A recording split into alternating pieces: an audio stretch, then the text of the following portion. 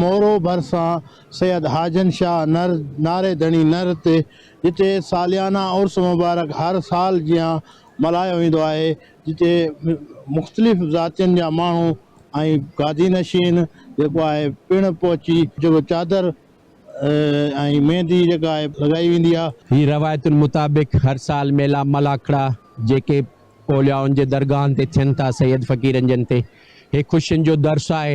हिननि में जेके बि ईंदा पंहिंजी नेक नियतीअ सां त हितां कुझु वठी वंड वठी वेंदा, पिराए बि वेंदा।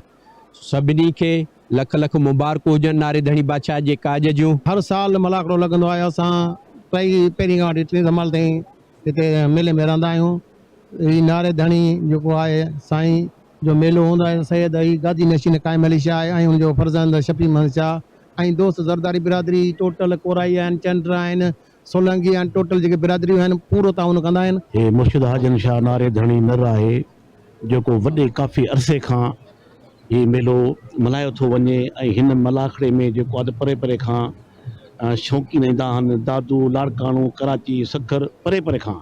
ऐं मल पहलवान जेको आहे माना जेके शहादती भिटाए ते कंदर शहबाद ते जेके वेहण वारा मल, जेके इनाम खणण वारा मल, उहे असांजे हिन में दरगाह ते अचनि था, मल विढ़नि था। शाह मोरे जे भरिसां दरगाह आहे, काफ़ी सॼे सिंध खां माण्हू हिते कही ईंदा आहिनि।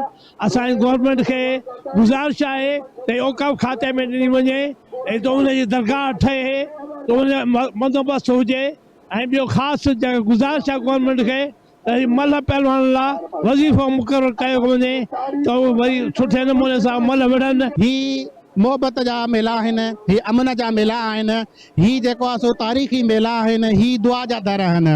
जिते जिते बि मुंहिंजो आवाज़ वञे थो धरती टीवी जे तवसुल सां मां अमन प्यार ऐं मोहब्बत ऐं भाईचारे जो पंहिंजे सिंध वासियुनि खे पैगाम ॾींदुसि। मौजूदु माण्हुनि जा वीचार ॿुधायो। कैमरामैन काशिफ लिगर सां गॾु सादिक ज़रदारी, धरती टीवी न्यूज़ मोरो।